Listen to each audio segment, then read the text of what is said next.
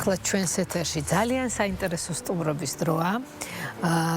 ლანა ბლიაძე მინდა წარვადგინო თავისი შესანიშნავი და საინტერესო მრავალფეროვანი სტუმრებით და თუ რა თემაზე ისაუბრებენ, თავად ლანა გვეტყვის. კი ბატონო, მოგესალმებით მეგობრებო თქვენ, მივესალმებით ჩვენს მაყურებელს. დღეს სამშაბათია და გიერთდებით საბავშვო რუბრიკით, რომლის ფარგლებშიც დღეს ვაპირებთ საუბარს ბავშვებზე და შინაურ ცხოველებზე, როგორც ძაღლებზე, მთავარი გმირები მოკლედ ძაღლები იქნებიან და თუ ვიტყვი იმას, რომ ბავშვები ძაღლებზე ზრუნვით, სწავლობენ პასუხისგებლობის აღებას, ზრუნვას ნამდვილად არ ახალია, თუმცა არსებობს გარკვეული კვლევები, რომლებიც გვეუბნება, რომ ის ბავშვები, რომლებიც შინაურ ცხოველებთან, კონკრეტულად ძაღლებთან ერთად იზრდებიან, გაცილებით უფრო კომუნიკაბელურები არიან, მათ გაცილებით უფრო უმარტივდებათ ურთიერთობა საზოგადოებასთან და რაც მთავარია, უკეთ სწავლობენ. მოკლედ, უფრო ვრცლად და დეტალურად ამ თემაზე შეგვიძლია ვისაუბროთ ჩვენს სტუმრებთან ერთად, რომლებიც ბევრნი არიან და წარმოგიდგენთ მათ.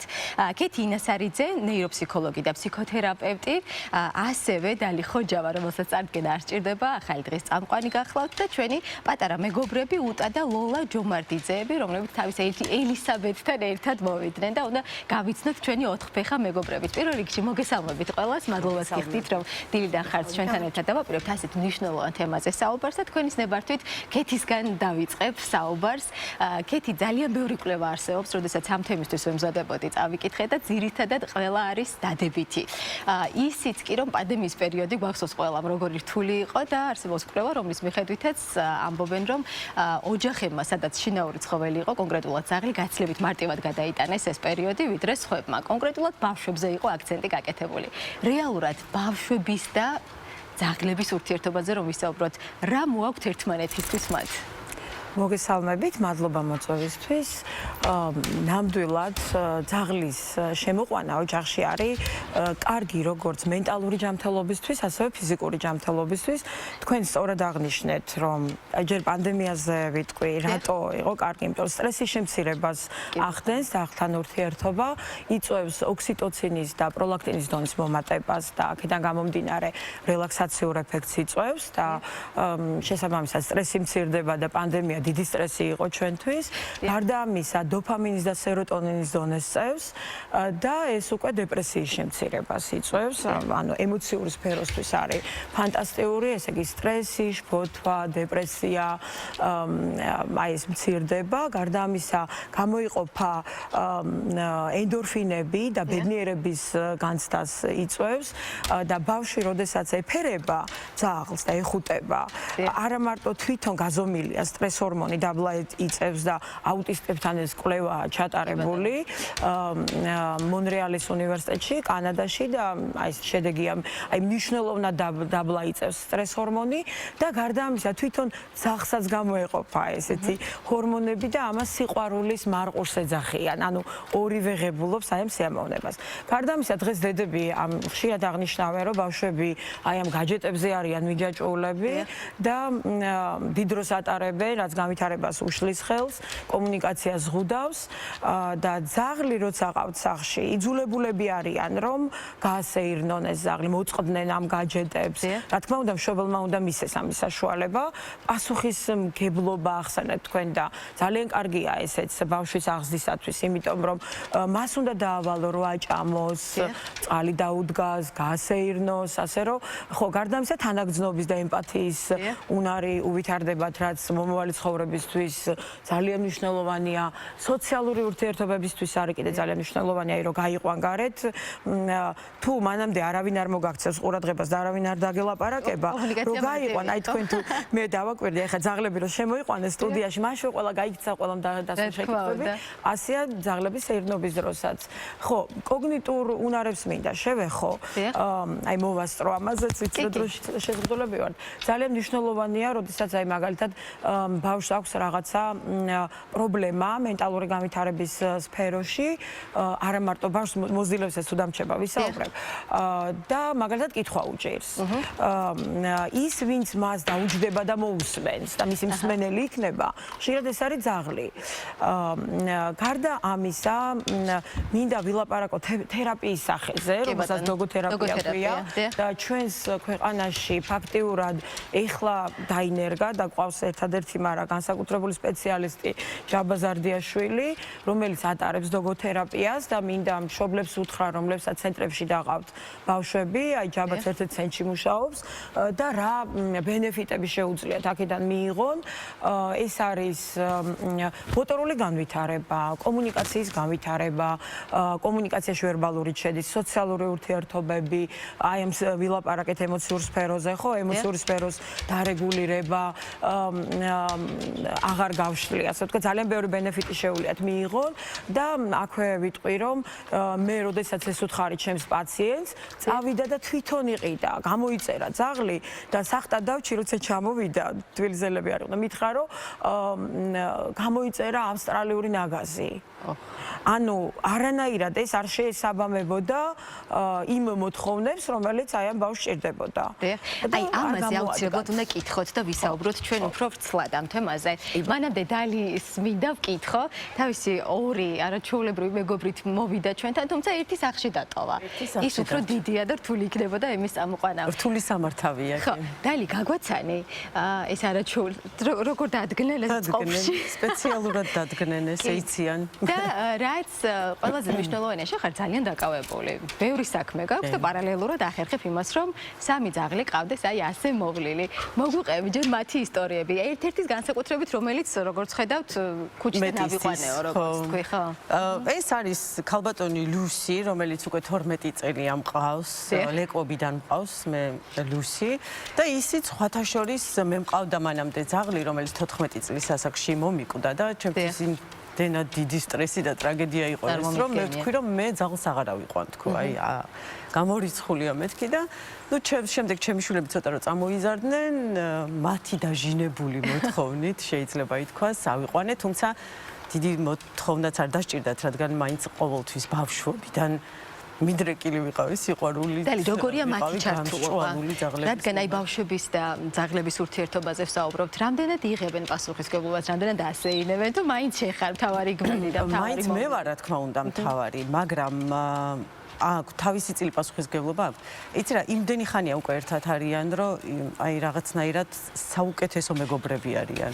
ნუ ჩემი შვილები ახლა უკვე გაიზარდნენ, დიდები არიან, აგერ ჩვენთან პატარებიც არიან და უკეთ იტყვიან ალბათ თავის ემოციებს, მაგრამ რა თქმა უნდა ეს მიჯაჭულობა, ეს სწორედ ეს ემპათია, სწორედ ეს რულვის მომენტი, ეს ყველაფერი თავისთავად რაზეც თქვენ უკვე ისაუბრეთ, გამომუშავდება ძაღლთან ურთიერთობით, არა მხოლოდ ძაღლთან, სხვათა შორის კატასთანაც, ნებისმიერ შინაურ ცხოველთან და ალბათ მე იმას დავამატებ, რომ ბავშვს, რომელსაც შესაძლოა აი მარტოს სულობის, ასე ვთქვათ, განცდა და ეუფლოს რაღაც მომენტში, როცა ოჯახში არის ცხოველი, მინიმუმამდე არის დასული აი ესეთი განცდა და ეს არის ყველაზე მნიშვნელოვანი. იმიტომ რომ სადღაც მშობელი დაკავებულია, არცალია, ეს ყოველთვის არის, ყოველთვის შენთან არის, ყოველთვის უნდა რომ შენთან გვერდით იყოს, გეთამაშოს, ყურადღება მოგაქციოს მაქსიმალურად, ხო, ძალიან ერთგული ცხოველები არის. დალი, მეტის ამბავი, დედიკოს ამბავი ვითხარი, როგორ არის? ეს არის დედიკო, ასევე ქვია, იმიტომ რომ ეს ვიპოვე ძალიან დაჩაგრული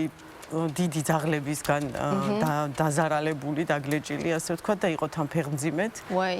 ხო და მოუარეთ, რა ვიცი, ვუმკურნალეთ, გააჩინა რამდენიმე ლეკვი, მაგრამ გადარჩა მხოლოდ ერთი, რომელიც ასევე ცხოვრობს ჩვენს ეზოში, კორპუსთან მიმდებარედ და მისი მამაც, ანუ ქალბატონი დედიკოს ქმარიც იქვე ცხოვრობს. ერთი დიდი ოჯახი არიან, კი ბატონო. თუმცა ეს უკვე ამოვიყვანეს სახლში და უკვე ჩემია, იმიტომ რომ ცოტა ისეთ ყეფა უყვარს და ბევრი ვერ ეგუება იმას, რომ ხანდახან შეიძლება ძაღლმა დაიღებოს და მოკლედ დისკომფორტი შეუქმნა ადამიანებს და ამიტომ უკვე ამოვიყვანე და უკვე გახდა ჩემი და ასე ჩემი დედიკო. ვიდრე უტასთან და ლოლასთან გადავიდოდეთ, კეთი ისევ თქვენ მინდა კითხოთ, პასუხისმგებლობა ვახსენეთ ძალიან ბევრჯერ და კიდევ ერთხელ ხაზგასმით მინდა ვისაუბროთ ამ მიმართულებაზე. ძალიან ხშირად ხდება, რომ ავიღებთ პასუხისმგებლობას საკუთარ თავზე და შემდეგ იმიტომ, რომ ან სწორად ვერ შევარჩიეთ ჯიში, ან რაღაცა არ ვიცოდით და აღმოჩნდა ეს აღმოჩნდება ხოლმე ისე, რომ ან გავაჩუქებთ ძაღლს და მოკლედ ცუდად ვითარდება შემდეგ ეს ყველაფერი. ამიტომ სწორად როგორ უნდა ავარჩიოთ ის ჯიში, რომელიც რეალურად გვჭირდება, ბავშვისთვის გვინდა, ოჯახისთვის გვინდა, არ ვიცი, რა უნდა გავითვალისწინოთ ამ დროს, რომ აი ეს ყველაფერი ავირიდოთ თავიდან. კი ბატონო, მე ვიტყვი რომ ძალიან ბევრ დედას გადავაფიქრებინე აყვანა ძაღლის, იმიტომ რომ როდესაც მირეკავდნენ, მეუნებოდნენ რომ ძაღლისთვის უნდა მოევლო მათი 5 წლის ბავშვს მაგალითად და ის პასუხისმგებლობა, რაც ფაქტობრივად პატარა ბავშვით მოვლა უნდა და ოჯახის წევრია, ეს საერთოდ გაცნობიერებული არ ქონდათ. აქედან, როდესაც აი ამისთვის მზად არ არის, რომ დიდხანს ყავდეს ეს ძაღლი, გასეირნებლად წაიყვანო, აჭამო, ექიმთან წაიყვანო, მერე დაბერდება, ანუ აი ეს როცა არა გაცნობიერებული, ბუნებრივია არ უნდა აიყვანო, მაგრამ როდესაც შენ ამას გააცნობიერებ და ეს რა თქმა უნდა ჩვენთან ხდება ბავშვის სურვილით. აი ბავშვმა მოისურვა და მე წავედი და ვუყიდე მას. აი როგორც ცოცხალი სათამაშო ესე აყავ, ცხადე ეს არ უნდა მოხდეს და ამიტომ ყოველთვის ჯობია რომ ძაღლი ავიყვანოთ ან ცხოველთა დამცველისგან, ან ისეთი სპეციალისტისგან, კლუბიდან, ან ისეთი ადგილიდან, სადაც პროფესიონალები მუშაობენ, მათ მარტო ფულად ინტერესი არ აქვს და რეალურად გვიმარტავენ, რას თან გვაქვს საქმე.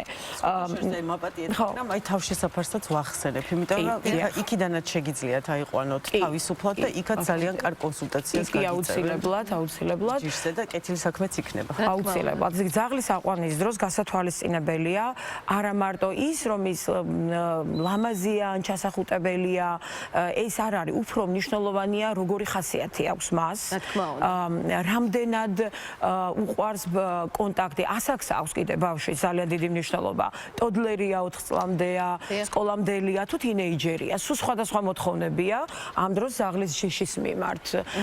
გარდა ამისა, უნდა იცოდე, კარგი სელექციონერი უნდა იყოს, ცოტა ეს დეფიციტურია, მაგრამ ან უნდა შეგირჩიოს ძაღლი, უნდა იცოდეს მშობლები, ამიტომ არის რომ გენოლოგიას მნიშვნელობა აქვს, ეს არ არის, ასე ვთქვათ, ფუჭი სიტყვები, იმიტომ რომ უნდა იცოდე თუ იქ აგრესიული იყო, შესაბამისად შეიძლება შიშზე ან უცხო ადამიანზე აგრესია არ უნდა კონდეს პატარა ბავშვთან არის. გარდა ამისა, თვითონ როგორი ოჯახი გაქვს. ანუ შენ გიყვარს კომფორტში წამოგორება იქ და საღამოთ იყურება ტელევიზორის და ეს გასეირნება, გეზარება, თუ უფრო აქტიური ხარ და აი შენ ცხოვრების სტილი უნდა გაითვალისწინო, ძაღლის ზომა უნდა გაითვალისწინო, მისი ჯანმრთელობის მახასიათებელი უნდა გაითვალისწინო, იმიტომ რომ ყველა ჯიშს რაღაც თავისი მოწყვლადი ჯანმრთელობის პრობლემები აქვს. ანუ ბევრი რამე არის გასათვალისწინებელი, ამიტომ კარგი იქნება თუ მშობლება მიუხედავად იმისა, რომ ამდენი სარგებელი მოაქვს ძაღლს, იმისათვის რომ მე ოჯახის პრობლემა არ გადამექცეს, კარგი იქნება თუ ამას შესაბამისად შევარჩევინებ. აი ბევრი ამ ფაქტორის გათვალისწინებით. აქვე ჩაგეკითხებით, არსებობს გარკვეული სტერეოტიპები, რომელიც აი არ ვიცი რამდენად მართალია. მაგალითად, გვსმენია რომ დობერმანი ყველაზე დაბალი IQ-ს მქონე ძაღლია. გვსმენია რომ ლაბრადორი ყველაზე მზრუნველია და ამიტომ უსინათლოებს ძირითად შემთხვევაში ლაბრადორები ყავთ ხოლმე. აი ეს ყველაფერი მოგონილი არ ლიყებია თუ რეალურად მართლა განისაზღვრება ასე? აი ნებისმიერმა შეიძლება კითხოს, დღეს ხელოვნური ინტელექტი გვაქვს, კითხოს ხელოვნურ ინტელექტს და ძალიან ბევრი სამეცნიერო კვლევაა ჩატარებული და ეს ორივე, ასე ვთქვათ, მოსაზრება არის სტერეოტიპი. თვითონ ძაღლის ინტელექტის განმარტება არსებობს, ეს არის მრავალ განზომილებიანი განმარტება. მასში შედის ბევრი კომპონენტი და დობერმანი შედის ტოპ ჯგუფში ინტელექტის თვალსაზრისით. რა თქმა უნდა, მას ბატონი ჯაბარო ახსენეთ თქვენ. ის გერმანული ნაგაზთან ერთად მუშაობს, როგორც ვიცი, თუმცა აპრობირებულია, ხო, ესეთი ესეთ ბავშვებთან მუშაობაში, ზუსტად ლაბრადორი ან ოქროს რეტრივერი. თუმცა აი მან გადაწყვიტა, რომ გერმანული ნაგაზით ემუშავა, რაც კიდევ ერთხელ ამსხვრევს სხვათაშორის აი ამ მითს. ამსხვრევს და რაც კიდე ძალიან მნიშვნელოვანია, რომ მიუხედავად იმისა, იგივეა გოლდენ რეტრივერზე და ლაბრადორზე, არის კიდე ბიგლიც მშვენიერია, ხო, პუდელიც, ხო, მიუხედავად იმისა, რომ აი ჯიშის ზოგადად დამახასიათებელი თვისებები არსებობს, ყოველი ძაღლი არის ინდივიდი. როგორც ჩვენ ადამიანები ინდივიდები ვართ, აი ეს არიან ესენი ინდივიდები და ხასიათით რა თქმა უნდა. ხო, და ამიტომ აი ეს ხასიათი ტესტები არსებობს. ეს ჟაბამ ჩვენზე უკეთესად იცის, მე ხა ადამიანის ტესტები ვიცი.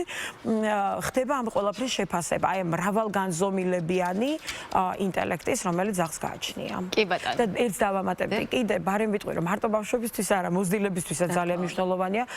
გულსიზრავთა დაავადების, აი კარდიალური ინფარქტების, ინსულტების, დიაბეტური შოკის, პარკინსონის დაავადების დროს აი ამ პრობლემებს ყველას ამცირებს და დავამატებ კიდე რომ კიბოს დიაგნოსტიკა შეუძლია. კი ბატონო. კოკერ სპანიელს მაგალითად. უტას და ლოლასთან მინდა რომ გადავინაცვლო ახლა. გაგვეცანით თქვენი 4 ფეხა მეგობარი და მე მაინტერესებს თუ გახსოვთ პირველად შოვლემა როდის მოგიყვანეს სახლში ელიზაბეტი. როდესაც ელიზაბეტი მოგიყვანეს, იყო ძალიან პატარა. უტაც ძალიან პატარა იყო და უტას პირველ რიგში ძალიან გაუხარდა. იმიტომ რომ მისთვის უფრო რადგან პატარა იყო, მისთვის ემოციები გამოიხატებოდა და ელიზაბეტი არის ჩემი საუკეთესო მეგობარი და ძალიან მიყვარს. როგორია მორჩილია, გემორჩილება? შენ ზრუნავ ხოლმე მასზე. აი როგორია თქვენი ერთი დღის რუტინა მაგალითად? მაგალითად, აი დედა ჩემი, როგორც გვივლის მე და უტას, ისე გვივლის ელისას. კი, როგორც შვილს უვლის ხოლმე, ისე უვლის ელისას და ისე უყვარს ელი, როგორც ჩვენ. კი ბატონო, უტა, გიჯერებს ხოლმე ელიზაბეტი? კი. კი, რას აკეთებთ ხოლმე ერთად? რას და ერთად თამაშობთ ბურთს. ბურთს უყვარს ბურთი თამაში? ასეინებ ხოლმე? თუ ის გასეინებს? ამ შემთხვევაში საკმაოდ დიდია ელიზაბეტი და ალბათ გაგიჭირდება მარტო, ხო? კი ბატონო. კიდე ერთი მომენტი, რაც ძალიან გასათვალისწინებელია ბავშვებთან მიმართებაში, ძაღლი ყოველთვის მაინც საბოლოო ჯამში დისციპლინას გამომუშავებინებს, გინდა ეს თუ არ გინდა. და ეს არის ძალიან მნიშვნელოვანი ბავშვის განვითარებისთვის, ხო, როდესაც შენ არა მარტო ის, რომ შენ ზრუნველობა გაქვს და უშუალოდ გიყვარს, ხო, მეგობრად აღიქვალ. აი გარდა ამისა, ყოველდღიურად გინდა თუ არ გინდა და ხო არის ცნობილი ფრაზა, რომ თუ გინდა იყო ჯამრთელი, აიყვანე ძაღლი, რომელიც გაიძულებს დილით და საღამოს ისე ირნო თითო საათი მაინცო და აი ამ დისციპლინასაც გიმუშავებს და სხვათა შორის არა მარტო ბავშვებს, არამედ ზრდასრულებსაც ხშირად გჭირდება ეს, ასე რომ კიდევ ერთი დადებითი თვისება, რატომ მე ყავდა ჩინაური ცხოველი. ბევრი დაავადება, ბევრი ფიზიკური აქტივობა. თქვენ მოხვედით თქვენს 4 ფეხა მეგობრებთან ერთად ჩვენთან. ქეთი არ მოსულა და იცით რატომ? იმიტომ რომ 14 იყავს. და ვერ გამოარჩევდა რომ არ წყენო და დანარჩენებს. ქეთი როგორ აღმოჩნდა თქვენ სახლში 14 ძაღლი და დალისი არ იყოს ასევე ქუჩიდან აყვანილი ყავთ ბევრი. უშუალოდ სახლში ყველა არ მყავს, ბუნებრივი იმიტომ კორპუსის ბინაში ვცხოვრობ, საგურამოში მაქვს ეზო და იქ მყავს ეს სუკები. ასე ვთქვათ, მე თავიდან მყავდა შვილ კოკერს ვეძახი და მისი სიყვარულით მე ეს სიყვარული გავცელდა სხვა სუკებზე, იმიტომ შეხება მქონდა გარეთ მიუსაფარ ცხოველებთან და ნელ-ნელა ეს ემპათია გაღრმავდა. ძალიან ბევრი ძაღლი მყავს გაჩუქებული, გადარჩენილი ორგანიზაციაც მქონდა, რომ მაქვს უბრალოდ ცნობიერების ასამაღლებლად მოსახლეობის და ძირითადად მყავს ინვალიდი ცხოველები, ტრავმირებულები, ვერ ტოვებ ხოლმე ქუჩაში. ნუ ვინც უფრო ჯანსაღია ვაჩუქებ და არ არის იოლი მინდა გითხრათ, მოვლა, ყველას თავისი ხასიათი აქვს. უნდა ითქვას, რომ აი ქუჩაში უკვე იმდენად ვუზიანებთ ჩვენ ფსიქიკას ძაღლებს, როდესაც მათ ვაგდებთ და ქუჩაში ძაღლები რო არიან, ეს არის ჩვენი მოსახლეობის ბრალი. იმიტომ რომ თუ შენ პასუხისმგებლიანი ადამიანი ხარ და კარგი მოქალაქე ხარ, მაშინ არის ახლა საშუალებები რომ გაასტერილო ძაღლი და მე მინდა რაიონებში მაცხოვრებელ ადამიანებს მივმართო, რომ თუ თქვენ ახლა უყურებთ ამ გადაცემას, თქვენი პასუხისმგებლობაა ის, რომ გაასტერილოთ. მოგმართეთ აი ჩვენ ცხოველთა დაცვის ორგანიზაციებს, მილიონი ჯგუფი გვაქვს ჩვენ უკვე სოციალურ ქსელში. ხო, და ჩვენ დაგეხმარებით იმაში, რომ თქვენ შეგიძლიათ ხო ადგილობრივ ხელისუფლებას მიმართოთ და მათაც აქვთ ეს პროგრამები და გაგისტერილონ ეს ძაღლები და უმნიშვნელოვანესია რომ აი ოჯახებში გასტერილდეს, რომ მე ეს ქუჩაში ცხოველები ჩვენგან ხვდება, ასე რომ ის რომ უკმაყოფილებას გამოთქვავთ, რომ აი რატოა და მე მეშინია და აი რატოა ეს ჩვენ ყველაზე მეტად არ გვინდა რომ ეს ძაღლები ქუჩაში იყოს, იმიტომ რომ ჩვენ ისინი გვიყვარს და გვეცოდინებთ. იწოდება. ამიტომ ეს არ უკვე ყველას პასუხისმგებლობა, მით უმეტეს სახელმწიფოს აქვს ამის შესაძლებლობა და ჩართულია და ჩვენც შუამავლები ვიქნებით თუ თქვენ თო ვერ აგვარებთ ასე ვთქვათ და იქნება შევაჩეროთ. კი ბატონო, ძალიან დიდი მადლობა. საინტერესო იყო თქვენთან საუბარი. ყველას მადლობას გიხდით რომ მოხვედით ჩვენთან ამ დილაუთენია და ჩვენს მაყურებელს უნდა დავამშვიდობოთ კიდევ ერთხელ ვთქვათ რომ აბსოლუტურად ყველა კვლევა გვეუბნება რომ ბავშვების ურთიერთობა ძაღლებთან ძალიან მნიშვნელოვანია და მხოლოდ და მხოლოდ დადებითი თვისებების გამომუშავება შეიძლება, თუმცა აქვე გვახსოვდეს რომ უმნიშვნელოვანესია პასუხისმგებლობა და არ ავიყვანოთ, არ მოვიყვანოთ ოჯახის წევრად ძაღლი თუ ჩვენ რა თქმა უნდა არ შეგვიძლია მისი მოვლა. გემშვიდობებით და ყველას წარმატებულ და ბედნიერ დღეს გისურვებთ. ძალიან დიდი მადლობა ლანა შენ სტუმრებს და შენს თანასტუმრებს რა თქმა უნდა. ოთხფეხა სტუმრებსაც და ორფეხა სტუმრებსაც. ყველანი ძალიან დიდი მადლობა და ძალიან დიდი პასუხისმგებლობა შინაური ცხოველის ყოლა ეს კიდე იყოს კატა, კიდე იყოს ძაღლი ან ნებისმიერი სხვა შინაური ცხოველი, რომელსაც ჭირდება შენი ზრუნვა. აუცილებლად უნდა ავიღოთ მათზე პასუხისმგებლობა ან არ ავიღოთ ძალიან მარტივად.